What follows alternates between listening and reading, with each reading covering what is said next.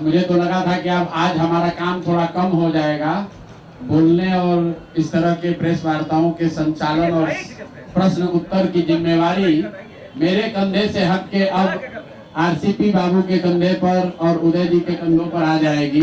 थोड़ा मेरा बोझ भी कम होने का समय आ गया है, तो मैं हृदय से आप सबका पहले तो धन्यवाद कर रहा हूं कि आप आ रहे हैं। आप कल भी आए थे, आज भी आए हैं।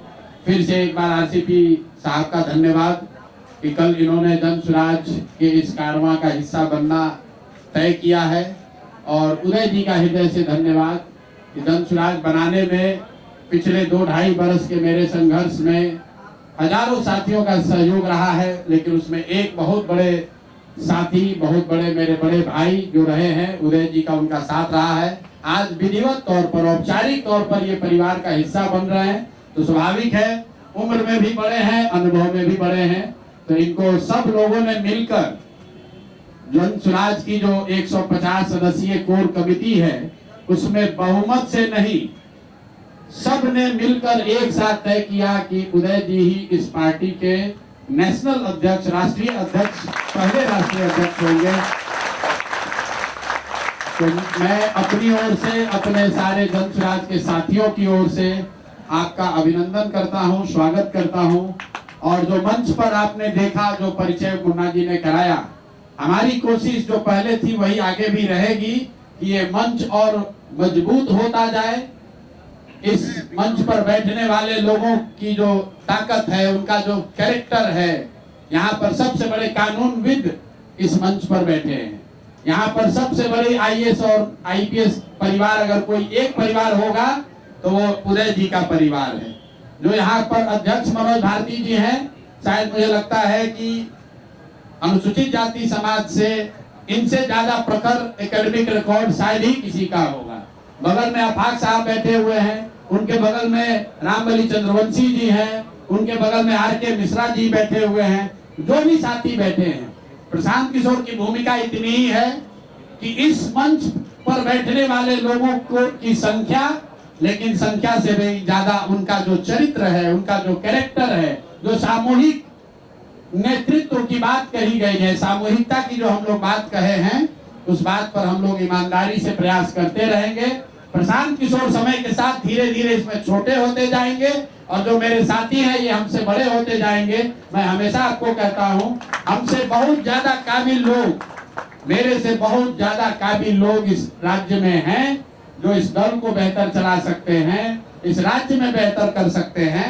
प्रशांत किशोर की भूमिका उसी कुम्हार की रहेगी जो मिट्टी को उठा उठा कर चाक पर डालता रहेगा।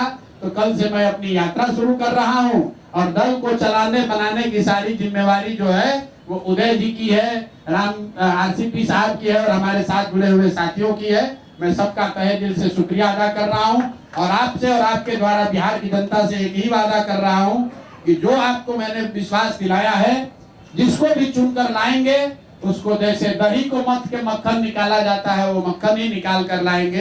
कोशिश यही होगी, मक्खन भी आप निकालते हैं तो उसमें 1-2 मक्खी इधर उधर से आ जाता है, कुछ गलती हो सकती है, लेकिन नियत में कोई खोट नहीं है। प्रयास यही है कि बिहार में ऐसा नेतृत्व पैदा किया जाए कि पूरा देश इस बात का संज्ञान ले कि बिहार में इस तरह के लोग भी हैं, इस तरह के लोग भी समाज का नेतृत्व करने वाले हैं।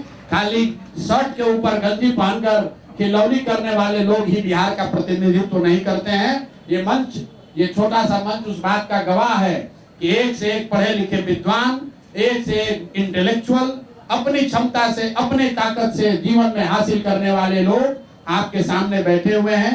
और जो यहाँ बैठा हुआ है ये तो राज्य के स्तर पर है, हर जिले में, हर प्रखंड में हम लोग की रात दिन कोशिश यही है कि ऐसा ही व्यक्ति चुनकर आए, ऐसा ही व्यक्ति समाज का नेतृत्व करे कि बिहारी होने के नाते आपको उसके नेतृत्व पर गौरव हो सके।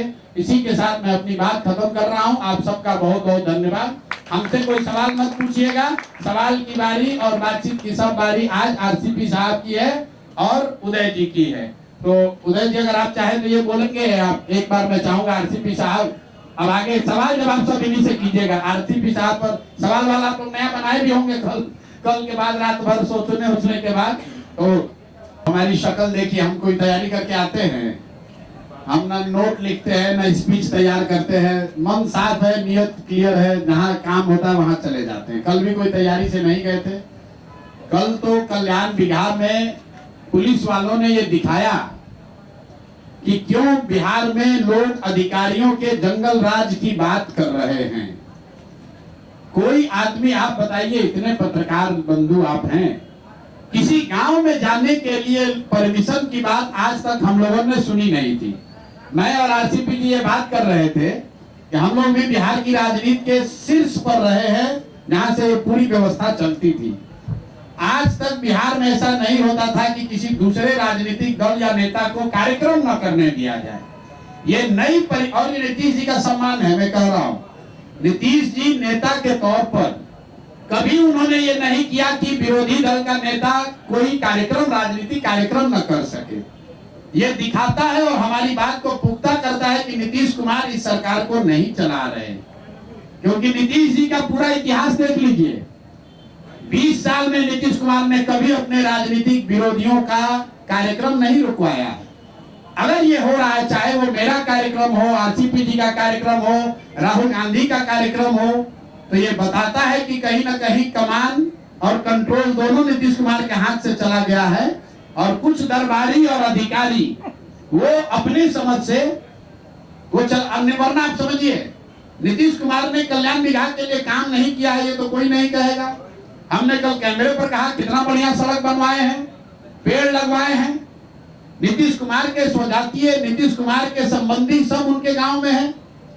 कौन नीतीश कुमार का उनके गांव में विरोध करेगा? कोई विरोध नहीं करेगा। उस गांव में हम जाने के लिए कह रहे हैं। हमने ये भी कहा भाई मुझे अकेले जाने दो, तो कहता ना नहीं जा सकते हैं, परमिशन नहीं है। तो ये कोई नेता का डर नहीं है, ये दरबारियों का और अधिकारियों का डर है। और मुझे लगता है कि ये बिहार के लिए ठीक नहीं है।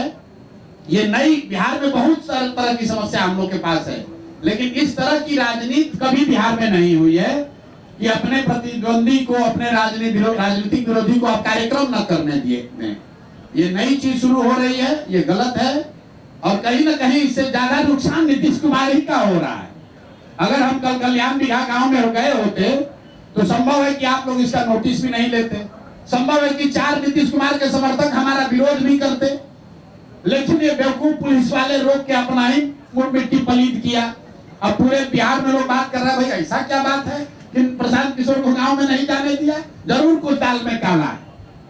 तो ये इस तरह के अल्प बुद्धि वाले के अध्यक्ष श्री मनोज भारती जी, इस मंच पर बैठे श्री आरसीपी सिंह जी, श्री वाईडी गिरी जी, मेरे अन्य सभी साथी और मेरे बाईं ओर बैठे जन स्वराज पार्टी का जिनको सूत्रधार कहा जाता है श्री प्रशांत किशोर जी।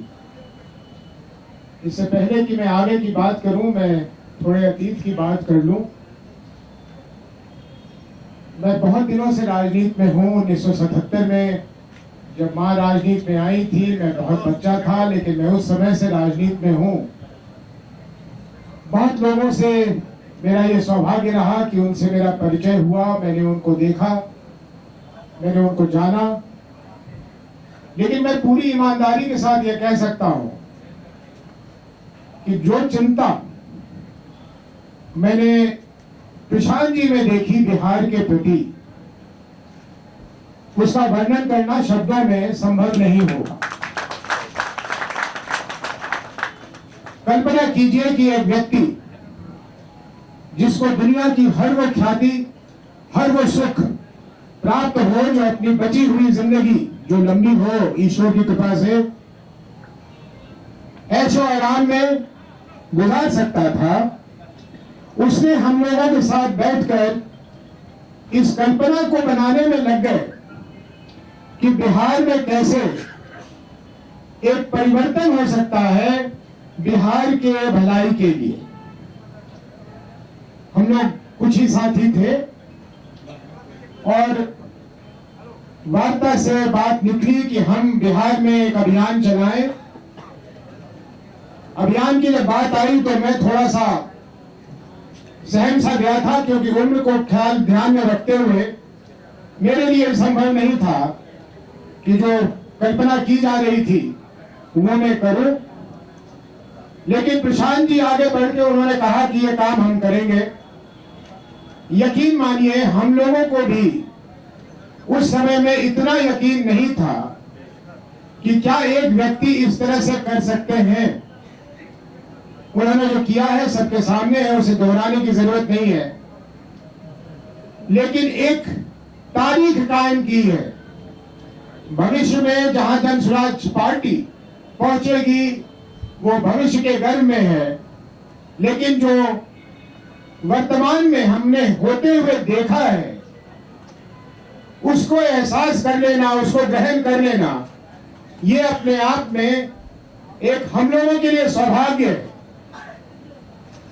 कल शाम को जब हम बैठे हुए थे प्रशांत जी के साथ, तो मैंने देखा कि अपने पजड़े को बार बार ऐसे कर रहे हैं, तो मैंने कहा क्या हुआ, आपको कोई तकलीफ है इसमें? तो इन्होंने मुस्कुराते हुए कहा कि हाँ, अभी कुछ दिन पहले मेरा पजड़ा टूट गया था। मैंने कहा क्या? तो हाँ, पजड़ा टूट गया था। मैंने कहा आपको ये भी नहीं उचित लगा कि हम लोगों को आप बता देते कि आपके पजड़ा में ये निकाल, नहीं मैंने वो सीटी स्कैन करा लिया था ना, आप पूछ लीजिए ना, 5 दिन कहीं नहीं निकले थे, तो ये अब आराम है, थोड़ी राहत है। मैंने कहा कैसे हो गया ये?